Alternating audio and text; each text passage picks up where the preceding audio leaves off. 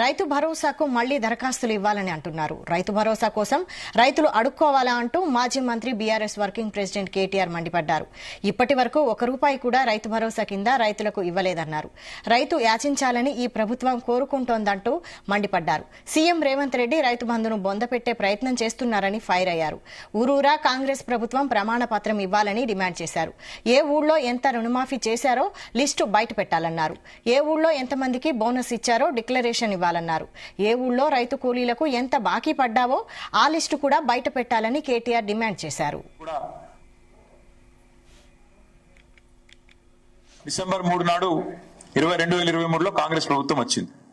వచ్చినాక ఈ రోజు వరకు ఇప్పుడు సంవత్సరం దాటిపోయిన తర్వాత కూడా రూపాయి కూడా రైతు బంధు రూపంలో ఈ ప్రభుత్వం వేయలేదు.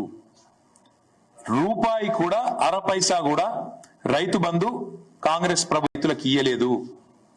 మేము ఆనాడు దాచిపెట్టిన పైసలు 7,500 కోట్లు పెట్టుండేనో, ఏదైతే వీళ్ళు అడ్డుకున్నారో ఎలక్షన్ కమిషన్ ఉత్తరం రాసి దాన్ని మళ్ళా తర్వాత మేమిచ్చిన పైసలనే, మేము పెట్టిన పైసలనే వీళ్ళు ఇచ్చిండ్రు తప్ప వీళ్ళు వచ్చినాక మాత్రం ₹1 కూడా రైతు బంధు రూపంలో ఇచ్చిన పరిస్థితి లేదు.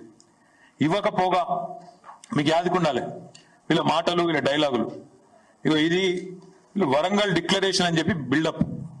ఎన్నికలకు ముందు వరంగల్లో రైతు డిక్లరేషన్ అని చెప్పి రాహుల్ గాంధీ గారిని తెచ్చి ఒక పెద్ద బహిరంగ సభ పెట్టి రాష్ట్రంలో రైతులను రాజులు చేస్తాం, కేసీఆర్ గారు మీకు అన్యాయం చేసిండు, మేము మిమ్మల్ని ఉద్ధరిస్తామని చెప్పి ఇవి ఎంత బిల్డప్ ఇచ్చిండ్రంటే రైతు భరోసా కింద 15,000 ప్రతి ఎకరానికి ఇస్తాం.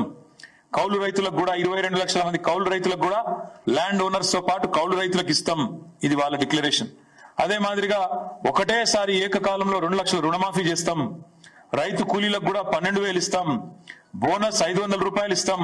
ఇక చాలా చెప్పిండ్రు కథలు. ఇది వాళ్ళ రైతు డిక్లరేషన్.